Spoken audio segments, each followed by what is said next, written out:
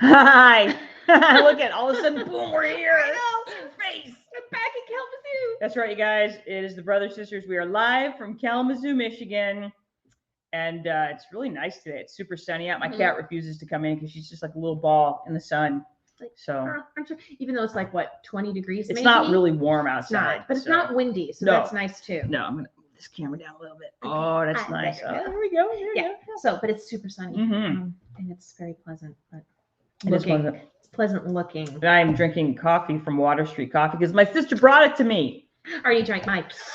Yeah, I'm sipping mine because I want it to last. Yeah, I'm not very good at sipping. Which is funny because when we went yesterday, we went to Da Vinci's in Sturgis with my mom and dad because we're helping my parents buy new cell phones, which, by the way, a student told me this week that, so the kids wanted to know what I was doing this weekend. So I'm like, well, I'm helping my parents buy new cell phones. And this kid's like, oh, Miss Brothers, I would rather start this entire week over on Monday than do that. And that made me laugh out loud. Oh, out of the mouths of babes. Yeah. So anyway, and I did tell that to my mom, and she thought it was funny. So because it is. It is funny. It's funny. You got to laugh, or else Totes. you're gonna cry. Totes, So. I know. Anyway, you were at Da Vinci's. Yes, we were at Da Vinci's, and so I ate all my food immediately. Oh. And I did my best focused eater impression, which is me eating fast. Because I love to eat, and I sometimes can't stop myself when I get something I really like. What did you have? I had the chicken scallopini. Oh, that's very good. Chicken was. side spaghetti. You know what? It's nice. They put it on top of angel hair pasta now. Oh no, that's good. That's... And Aunt Vicky has decided that was her thing. Oh, look, it's Heidi Gushwa. Yo, girl, Oh my what's up? Hey, Heidi. Hey. Awesome. See? Yeah. Heidi goes to Da Vinci's. It's so good. And you know what? Now, according to my Aunt Vicky, she said that a few years ago, like 2 years ago, she ordered scallopini and she said, do you want the pasta on the side? And she said, no, I want it on the plate with the stuff over it. And she said that after that, that's how they started serving it. I don't know if that's true or not. If it is, good job, Aunt Vicky, because it's so good on top of the angel hair pasta. There's all that buttery garlic stuff and pasta. Oh my gosh. Yeah. And so I basically, and they still have one of the best salad bars because they have a bunch of awesome vegetables to put on it. Tomatoes, cucumbers, mushrooms. Yeah. Yeah. So it was good. I haven't been there in a long time because they don't open until 4. And a lot of times, we just get there too early. So we got to go yesterday. It was nice. It's nice. That's a good place. It was. So yeah. Yeah. So anyway, this is the long-awaited, well, for us, review of the movie Don't Look Up, which is currently, you can find it in movie theaters, or if you're afraid of movie theaters right now, like me. Of course, I've always been I've never really liked movie theaters, maybe not in the last 15 years. I just don't really enjoy the experience. Too many cell phones, too much noise, too many people kicking my chair, too much distraction. So I really do enjoy the at-home movie experience. So I love the fact that all these streaming companies are putting their stuff on Netflix and Prime and HBO and stuff now. It's awesome. So you can see Don't Look Up on the Netflix right now if that's what you want to do. And it's like still one of the top 10 Netflix movies because people keep kind of gravitating towards it. Well, because and they keep like watching it again. It's just one of those things you're like, oh, maybe I should watch that again. I can't stop thinking about it. I don't know if I liked it, but I can't stop thinking about it. And that's fair. That's fair. So yeah, so we're going to talk about that today. We're also going to talk about ALFs. We'll get to that too. Oh, yes. We'll get to that too. Anyway. We're so amused with ourselves. 100% amused. Anyway, we're going to go ahead and add this to the stream. Oh, I got to take our brand off. Brand has to go off. Where is it? There. Oh, there it is. Nice. So Good yeah. job, Jenny. Thank you. I know, right? All right. So here we are. We are talking about Don't Look Up, which came out technically in December of 2021, so just recently. Written and directed by Adam McKay. And like I said, it's currently streaming in theaters, or you can find it on the Netflix. So there we go. Anne, would you like to talk about the warning? Yeah, this happens about, 3 or 4 minutes into the movie, so you kind of like, you're not quite sure what's going on, and then they give this flashes up on the screen, and I decided this was your trigger warning. If you didn't like this quote, you should stop right now, but if this quote makes you laugh and cringe at the same time, then you're really going to like this movie. So this is Jack Handey, who was featured a lot on Saturday Night Live in the 90s with his absurd quotes. So this is one of his: when I die, I want to go peacefully in my sleep like my grandfather, not screaming in terror like his passengers. Deep Thoughts. Deep Thoughts by Jack Handey. Yeah. Yeah. So I'm like, I decided this was your warning. If you saw that and you were like, that's terrible, then you should turn off the movie right now. which is 100% fair, 100% true. Yes. So yeah, that's how the movie starts. And it's nice because they just show you the front half of the quote first. When I die, I want to go peacefully in my sleep like my grandfather. And they let you digest that for about 2 seconds before they fade in the second part, not screaming in terror like his passengers. And then it's just like, okay. Yeah. Funny, dark. Dark, very dark. Oh, wait, sorry. I did that wrong. We'll come back to you, buddy. Okay. I got that in the wrong spot. So what is this movie about? It's about two astronomers from an average university in the Midwest, Michigan State University. Go Spartans. Go Spartans. And sorry for those of you to take offense. We didn't say it was average. The movie says insinuates on several different places that the University of Michigan is not the. Also, they say it's a great school for astronomy. I don't know if it is or isn't, but I can tell you it's in the middle of the city. So probably they don't have the greatest, stargazing ability there. But anyway, so it's, Michigan State University. So two astronomers from an average university in the Midwest, Michigan State University, find that warning the world about an approaching planet-killing comet is more difficult than you would think. Yes. And here's why it's more difficult. So this is what our astronomers are up against. For starters, so it starts with Jennifer Lawrence's character, Kate Dibiasky, discovering a new comet. So again, the astronomers, though, must rely on science and math to show the existence of the comet because it's too far away for people to see, and therefore it must not be real. So it's this theoretical thing right now.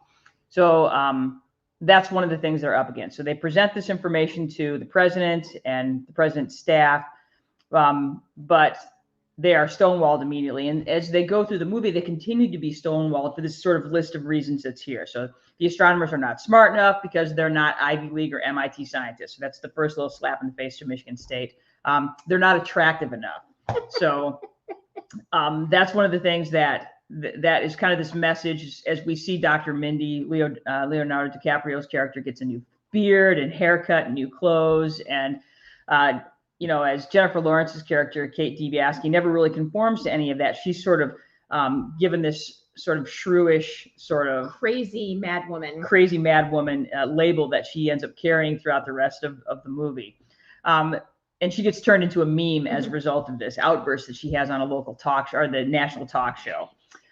So they're also up against the fact that the news of the impending doom is not important enough to our government officials because it will get in the way of their political goals until it can further their political goals. The news of our impending doom is not interesting. It's not as interesting as the dating lives of pop stars. The comet is bad for the economy until the comet becomes good for the economy. Destroying the comet to save humanity is never a top priority at any point in this movie. Once people can actually see the comet in the sky, then they're told not to look at the comet, just to keep your head down and continue grinding away at your current existence.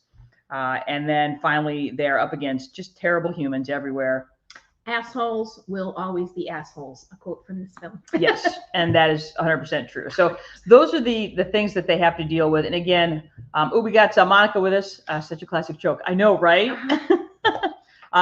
Let me see. Monica also says they have a great observatory. We had a field trip in high school. All right, good to know about Michigan State. All right, we've just been informed that Michigan State has an excellent program in astronomy. Yeah, if you know anybody in that astronomy program that wants to come on and talk astronomy, we'd love to have them on. We would love to. We'd like to talk about how it is not an average program. It's not an average program, so I don't want. Astronomers are never average people. They're always freaking so brilliant. Smart, man. So smart. It's all math. Yeah, so much math. All right. Anyway, back to this. All right. So why you may love this movie, as Anna and I both love this movie. Love this movie. So make no mistake about that. First of all, Don't Look Up has an amazing cast. I think there's people that just wanted to I don't care what I have to do. Give me 4 seconds of dialogue in this movie and I will do it. Because there was definitely, even the bit parts were major performers. Yeah. But some of the major performers were Jennifer Lawrence. And I put her first because she's Academy Award winning. That's why I put her first.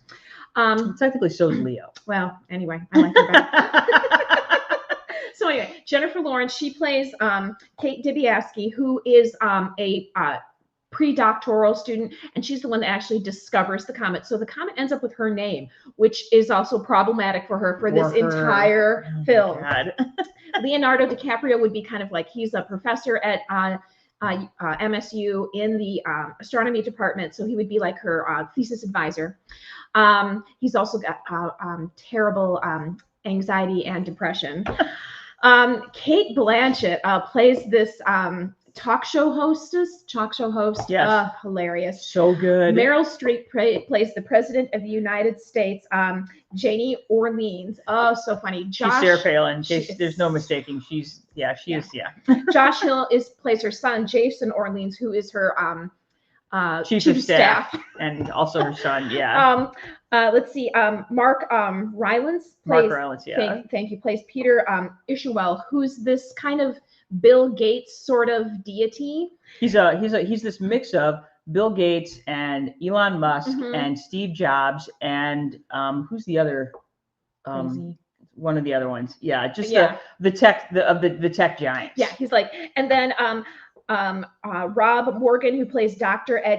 Teddy Oglethorpe. So those are the big performances in this, and then there's a bunch of small parts like Ariana Grande, Timothy Chalamet, Chris Evans, Ron Perlman plays a hysterical part, Tyler Perry. So there's just this really great ensemble cast with them that are like, they have like these tiny little parts, and whenever they're in there, they steal it. So it's amazing. Amazing group of performers. So there are many reasons to watch this movie. Because it's a really great premise, and if you like satire, this is an excellent satire. Something that Adam McKay has really made a career out of doing is really fantastic satire. I feel like he is the best director out there writing and directing for satire right now. I really feel that that's the case. So every single performance, as you said, is amazeballs. And I got to give super shout outs for me to both Mark Rylance and Kate Blanchett, who I think everybody is great, but I felt like they both really kind of hit some really excellent notes, especially Mark Rylance as Peter Isherwell, because it's just so funny. And and he's a brilliant actor anyway. He's an English actor who does not, we don't know him very well in the States, but everything I've ever seen him in, he's amazing. He's an amazing character actor, and he just nails it so hard in this, and just the cadence of his speech even is just brilliant. Yeah, you just buy into this character that he's made, and he has it down. He's so detached from everything and everyone, and he has these algorithms that show you how you're going to die, which is great. I mean, there's a couple of scenes in there with these algorithms that are just hilarious. So he really, it was great. Of course, like you said, it's really funny. It's really funny. The ongoing joke about the snacks, you'll see when you watch it. Yeah. This is a movie that will make you think and it will stay with you, which is also a reason not to watch Don't Look Up. Yeah. I love what you said about this next point. Kate Dibiasky, played by Jennifer Lawrence, is an excellent example of the Cassandra character. And we'll talk a little bit more about what that means, the Cassandra character, in a few minutes. But it's always women. I'll just say that. Yeah, no, for sure.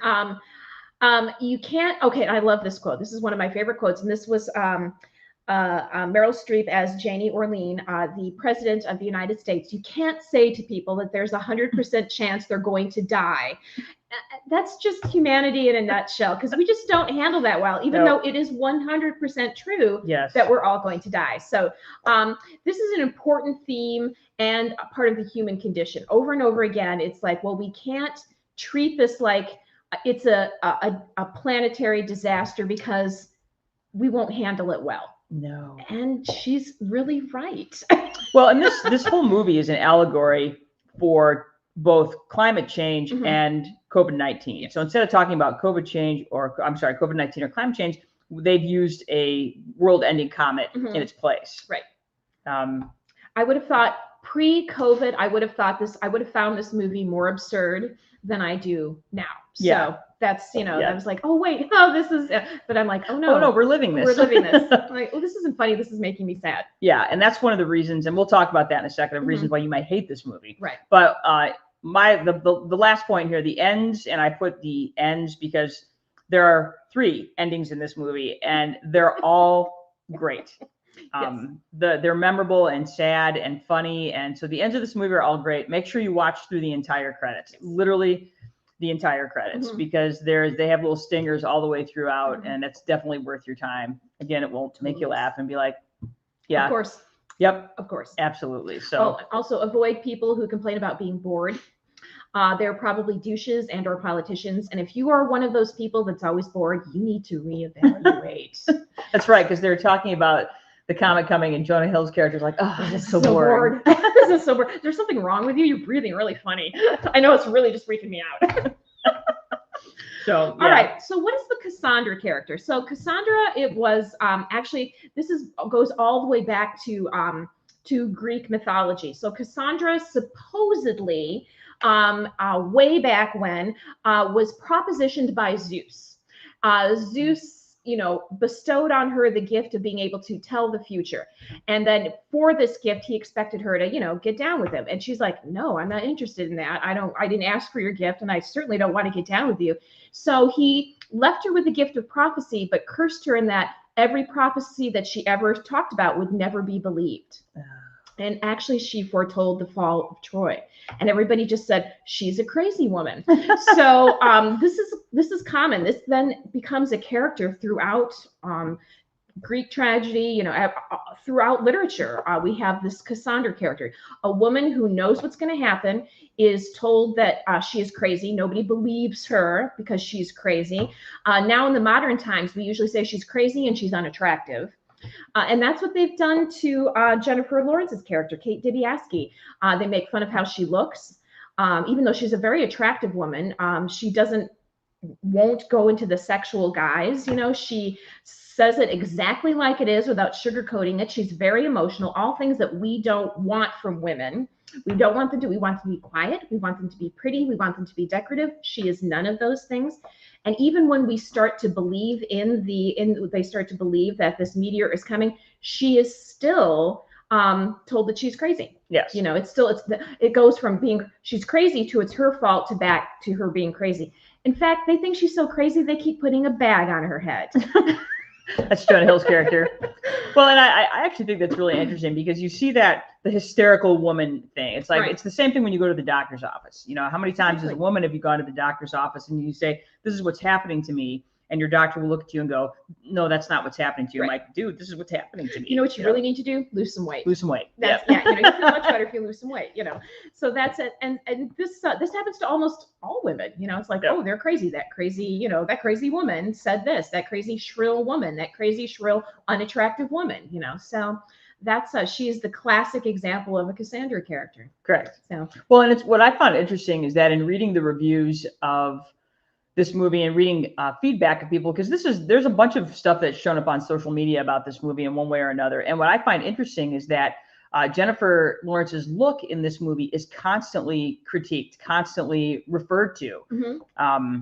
Not just the character, but her look within this movie as well. That why does she have to look like that? Why didn't she change her hair? Just this, which I found really interesting. I'm like, well, that's part of the point. Mm-hmm. And it's a hang up for people as they're watching this movie. Is her look and how she looks compared to how she's looked in other movies. Mm-hmm. So, she hasn't been in a movie in, I think, 4 years. She took a little hiatus, and good on her for coming back in a movie like this. Mm-hmm. Because this is the type of movie that is, this is a smart movie. This is a great character piece for her. And I thought she did a fantastic job in this role. I thought she did too. I think about her most of all whenever I see something right now in the media. I was like, oh, it's kind of like Miss Dibiasky. Yeah, and and the thing is, they show this section where, because she goes on the talk show and she gets tired of everybody dancing around, so she just says it. I'm like, we're all gonna fucking die. This is what's happening. She's super passionate about it, and like seconds later, she becomes memes, just a series of memes. Yeah. Because that's what we do to people now. We have no empathy, we have no heart, we just meme them. We just meme them, and then memes about she's crazy, and then immediately attacking her look. Correct. And I was like, dang, that's horrible. Cassandra. Yep. So anyway, yes. Good job bringing the Greek history, Anne, into Thank this. you. I know Thank Anne's you. the smart one in this group. Make no mistake about it. Well, it's funny because I was like the third time I've watched this several times now, and I was like kept thinking that her name was Cassandra, and I'm like, did somebody call her Cassandra in this? I was like, why do I think her name is Cassandra? I was like, oh my God, oh, she's Cassandra. Yeah. Mm-hmm. So, okay. Now, what's interesting about this movie is that it has not been well. I was a little bit worried because I this movie came out in early December. It didn't come out on Netflix until Christmas Eve. And so I was seeing a lot of really bad reviews for this movie. I was starting to think, is this movie not good? Mhm. What's happening? And it's amazing. This movie is about 50% on Rotten Tomatoes, about 50% on IMDb. And I thought it was really interesting. So I've read many of the reviews of it. And some of the things I agree with, some I don't. But here's some reasons that you may watch this movie and you may hate it. Mhm. So the downside of Don't Look Up. Go ahead. Rob Morgan as Teddy Oglethorpe is underutilized. He's a very good character. I think most of the stuff just ended up on a cutting room floor is what I think happened. Yeah. But there's like Three Musketeers, and there's three of these astronomers, and he is the least utilized, which I thought was a little sad because he's such a phenomenal actor. This movie is not subtle, so it had just boom, boom, boom, boom, boom constantly. As good as it is, it's hard to watch. It is. It's really, and it gets harder as the movie continues Mhm. because you keep thinking at this point, like, okay, something has to change, something's going to turn around, and it never does. And that's uncomfortable to think about when you consider that this is an allegory and you look at our current situation with COVID and you look at our current situation with climate change, and it's like, oh shit. So this movie, it's going to piss you off no matter which side of the coin you're on. If you are, whether you are a climate change believer, a climate change denier, and I don't really know how you can be a climate change denier, but I don't want to get into that too much. So yeah, it's going to piss you off one way or the other. It'll make you think, it'll stay with you, which I put as one of the good sides of this Mhm. movie. It's also one of the downsides of this movie because you'll just kind of be going along and then you're like, oh, that's right. Yeah. Mhm. And this is one of the things that on my second watchings, I watched it once, and the first time I watched it, I'm like, God, it feels like it's getting long, and it feels like it kind of loses its way about 2/3 of the way through the movie. And then when I watched it again, I started to kind of think, and I don't know if this is intentional or not. That's kind of how life feels right now. Mhm. It just feels like this is all going on too long, and we've started to lose our way. And I'm like, bored. I'm bored. This is boring. So I just think that's part of the difficulty with this movie is that I think critics want a clear path to victory or an end or something, and there's no clear path in this movie at times. It is not clean and tidy. It's not clean and tidy, and I think that's tough because we want our movie experiences to be clean and tidy, Mhm. especially, and I think that's a very American thing as Mhm. well. I feel like in the more European or Australian or even Asian movies that I've seen, the clear path is a little bit more convoluted, and Mhm. that's kind of where this is. I was a little bit confused with the Timothée Chalamet character. I don't, he's sort of a flavor of the year kid for me. Mhm. I felt like the last scene where he does the prayer is nice. I thought so too. And I'm like, maybe that was the whole purpose of bringing this character into the movie. Right. But other than that, he was mostly just window dressing. Yeah, no, And, I thought it was kind of funny. Yeah. It was like a nice little break, I guess. But I thought of the smaller parts, like some of the smaller parts, like Tyler Perry and Ron Perlman, they steal a scene and then they're pretty much done, or they steal two scenes and they're pretty much done. They kept bringing him back, and I wasn't quite sure why, but Yeah. I thought his prayer at the end was beautiful. I thought it was too. So I thought it was really I'm cool. like, and if that was his point, well then you killed it. You killed it, yeah. So. So this is how, like I said, I really liked the end of this movie. This is the last line of the movie, and it is just a gut punch. It is. They're all sitting at this table. A little bit of a spoiler alert. There's a bunch of our heroes sitting at the table, enjoying their last meal. Really just small talk. Which coffee's good. Yeah, exactly. Pie. The wine, mashed potatoes, store-bought or homemade.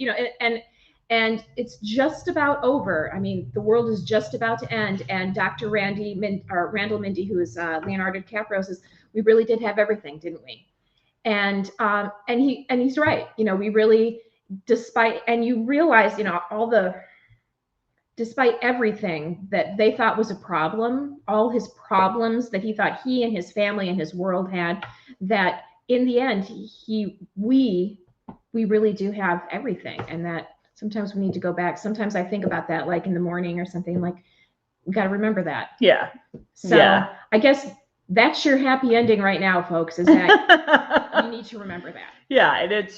And that's part of it is as we, kind of weave through this current time that we live in. And there is a lot of uncertainty. one of the things that I really liked is that because Dr. Mindy's character is the one that really loses his way throughout all of this. Mm-hmm.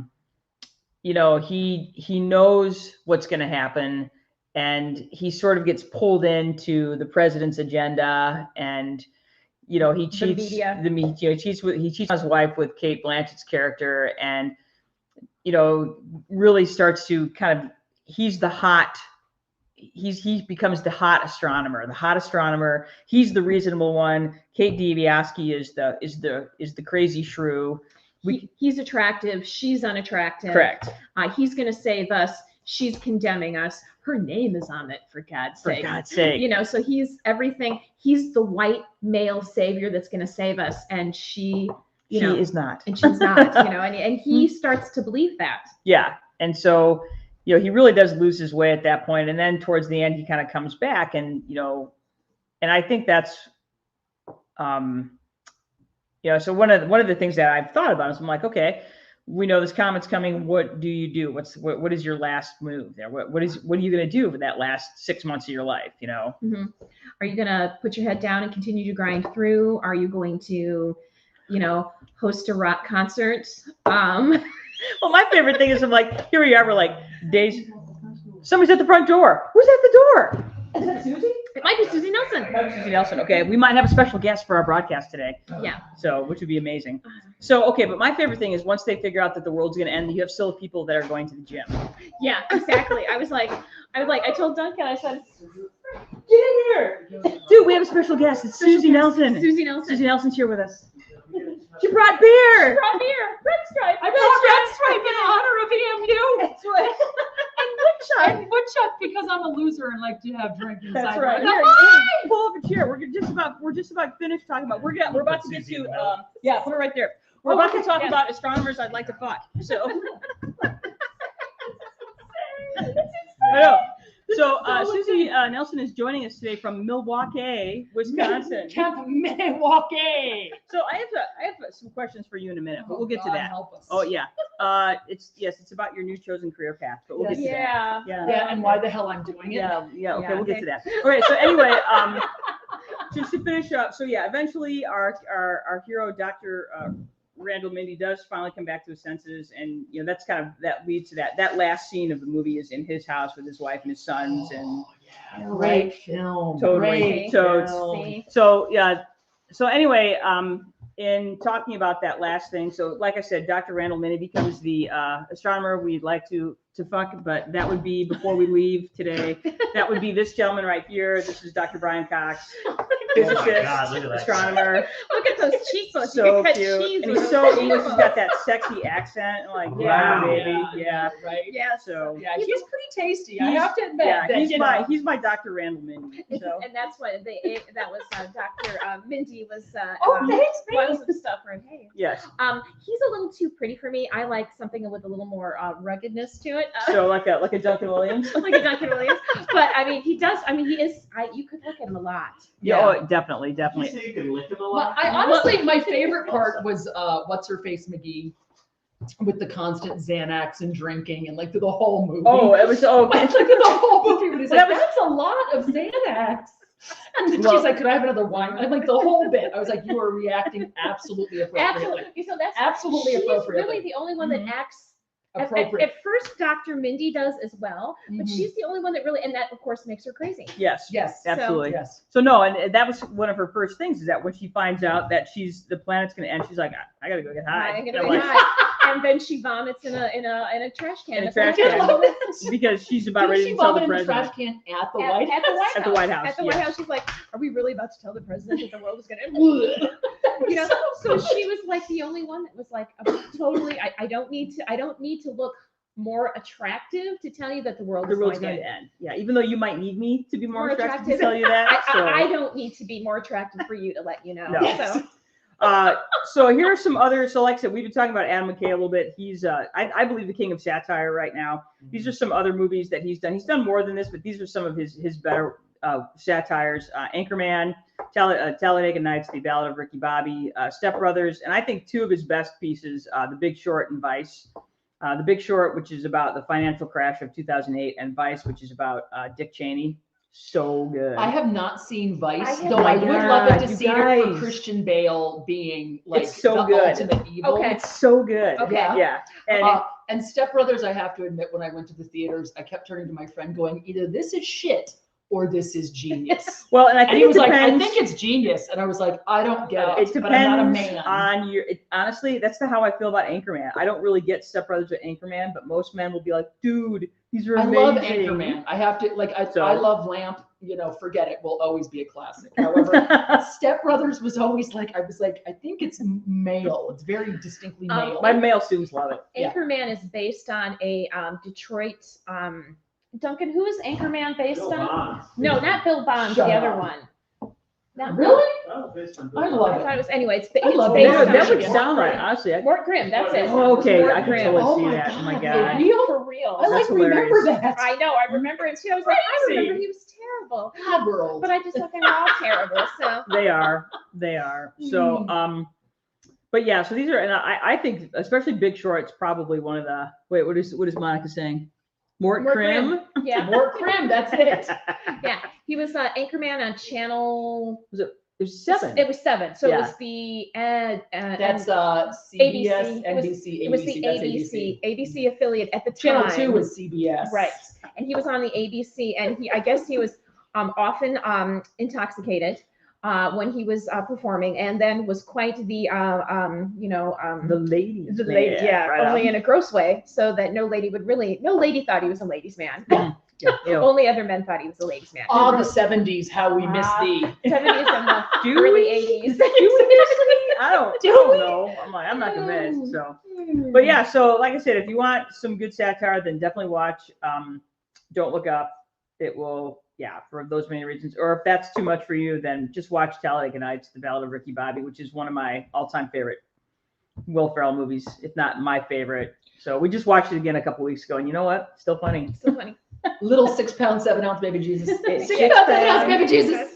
Listen, That's- I found Meryl Streep in Don't Look Up. Like, if nothing, I mean, it was all genius, but to see Meryl Streep just having so much fun, just having a blast, Yeah. and then the reveal of the tramp stamp, Oh my gosh. That's which right. was Which is, freaking again, hysterical. One of the reasons you have to watch all the way through. Like, it made me think, I wonder if Meryl Streep was like, can I get a tramp stamp? Yeah, exactly. Like, I think that would fit into my character. For those of you that don't know what a tramp stamp is, it is a lower back tattoo. Lower back.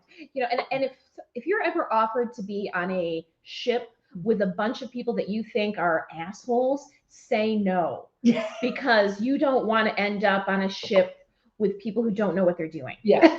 Specifically spaceship. Specifically, Spaceship. I think any sort of closed-in area, really, where you're not the pilot. I'd say definitely not, because you're going to end up, if you look around and you're the smartest person there, and you shouldn't be, You're then gonna be the you're victim. like, oh, You're gonna be the man. victim of a Bronto. Exactly. So, victim that's all I I'm of gonna feel say. like it's very consistent too, because almost every single end of the world one has like the giant arc-like ships, right. Yes. and the idiots are always running Always it. running it. I was like, well, we had to have the richest people here so they could build it. Exactly. And I was like, oh, they're not going to take their turn cleaning the No, bathrooms, are they? No, they're Do you, not. have you guys seen Snowpiercer, the series? Yeah, Snowpiercer? that's a series. That's a an series. excellent. So, You should Okay. see, the series develops that whole concept so Okay. beautifully, because Yeah. oh look, there we are. There we Because are. the rich are the rich, Yeah, and and so exactly. And I'm going to end up cleaning their toilets. Yes. And I'm just like, Yes, oh, you are. man. no, and Right. honestly, I don't want to be on another I'm gonna planet. pass. This is it. I'm So gonna pass. yeah, and so yeah, if you- Earth-like is not Earth. Earth-like is not Earth. Goldilocks zone. In the Goldilocks, Earth-like is still very Right. challenging. Very challenging. Exactly. That sounds like, like, well, like and okay, and Cretaceous you- period, or and you have to look at Earth for the way, and like, you know, this Earth-like. Earth now is not always the way Earth has been. And again, that's an idea that my students don't really take to very well. So this idea that A, it wasn't always like this, and B, we were not meant to be on Earth, say, during the Cretaceous, for instance. Yes. Or, we would just been. we would have just been food. I or pulled food. Cretaceous out because I remembered, but not by much. Good job. Yeah, that was good. That's a good job. Good job. If Yeah, all right, else fails, just say Jurassic. That's the one period of time that People everybody are like, knows. oh, I know what that is. That's Yes. where dinosaurs were. Well, then the Cretaceous, Cretaceous was right more like after the it. land sloths. That was post-Jurassic, and that's when we get Correct. the land sloths and the giant centipedes and the Again. insanity. Food. Well, that's the other big comment at the end of the Cretaceous. So Right. yeah. Right. He would be coming. We'll And just speak- I yes. remember that from the Natural History Museum in Chicago. Yeah. Thank you. Yes. So. Art education. Mhm. Well, let's talk a little bit about your education, Susie. Classic. So, Oh God! And then they so we're just gonna put this out there. This is still, we're done pretty much with our review. So if you don't want to watch anymore, fine. But we're gonna grill Susie Right. for a minute because it turns out that Susie is going back to school to become a public educator, public school teacher. public art school teacher. I Okay. used to say this to every student teacher that came into my building when I was still teaching. Even before I knew their name, I'd be like, "You look smart. You should go do something else." Yeah, not for long. I think my goal originally, of course, my goal was to help defeat the patriarchy by moving into the worst schools there were, and helping lift them up. Work. Which with this outward skin sack is just so fabulous. They have a word for that. Yes. Two words, in fact. There are 2 words for that. And now I've decided that perhaps the smartest goal will be intense social justice work while in school, and then perhaps volunteer intense social justice work with a fabulously rich school that pays me a lot of money. So that's the fantasy. Okay. We'll see if we can fulfill the fantasy. Currently, the thought of going back to corporate America makes me want to release the flesh from my body and walk around with nothing but exposed muscles. I want to go to corporate America. You want to go to corporate? To go to there. I think I will honestly say this. I think either way you're fucked. Can we say fucked on podcasts? I know. No, and the truth is, Yes. yeah. Yes, you can. Yes, you can. Yeah. So And, because we're not rated G. So Yeah. No. I think either way you're kind of screwed. You are, but digging deep. this is good for you. Yay, good for you. Listen, no, so this is what happened. The pandemic happened, and I'd been mentoring and docenting at the Milwaukee Art Museum, and I found that was the only people I liked working with were the 5 to 10-year-olds. Right? I love the 5 to 10-year-olds. They're fun. They're great. Yeah. They're great. If they're snarky, because then of course, and I always loved the other people I was working with because they were like, they're snarky. And I'm like, they're not snarky. They're asking, they don't know what that means. They're literally asking you why that's art. Like, they're asking. Which is a legitimate question. Questions. I say that all the time when I go to art music. Why is that folding chair art? Yeah, because the mere fact, and my With answer as a bulbs docent would be the mere fact that you question it makes it art. So you're done. Right? Like the minute you even consider it as is it or is it not, has achieved its goal. I know the public school system is rotten, and I say that with love, right? Like, not with malice, but just with obvious stuff. And as I said to my brother the other day, when I said, yeah, I took more money out of my 401k to get through the world, and he was like, not too much, I suppose. And I laughed because I was like, you really think it's going to be the same in 3 more? I mean, like, you're cute. Y'all are really cute that you think this world is going to be the same in 5 years. Like, y'all are cute. Like, yeah, I don't see that happening. We're going through a major revolution right now, and I'm kind of riding it. It's really interesting because we've lived in the middle of it. So it's like when we started out when we were kids, that idea that you work for a company forever and retire, and then we started to see all that starting to fall apart in the 90s. We had front row seats to that with our dad, and then mine too. Yeah, cheers. Yep. And then as and here we are now. We were basically all wage slaves. And slaves to the minimum wage, work whenever we tell you to work, sort of thing. Here's your schedule, 2 days in advance for the next, so that's exactly. Exactly. So, and so that the idea that you would even be able to retire, or even what even does that mean? That's always my favorite part. Is my family is very executive and private industry based, right? Okay, and then you got me, who's the theater art person, so it's already like, how the hell are you going to live? And it just makes me laugh because I think it's interesting. Our generation, right? Gen X, right? Gen Xers. We really are. I feel like we're the last feral generation because we were the last ones to be like, leave and come back when the lights come on, right? Yeah, no, we had a lot of. We were the last kind of feral generation, and we also are straddling this point where, in my head, I thought I would be in a corporate job, and it's jolly and wonderful, and you work your way to the top, and everyone's successful, and we have our nice house. And then you retire. And then you retire. You work your butt off, and then you have your life when you retire. And after 20 years in the hairdressing corporate world, I realized that's a lie. Everybody, that's a lie. No, it's not like that. I hear you. And I think we all should take a few years, 10, I think you did it too long. I think we should take about 10 years to for obligation. What do I owe? You know, and work towards paying off what you owe. Yep.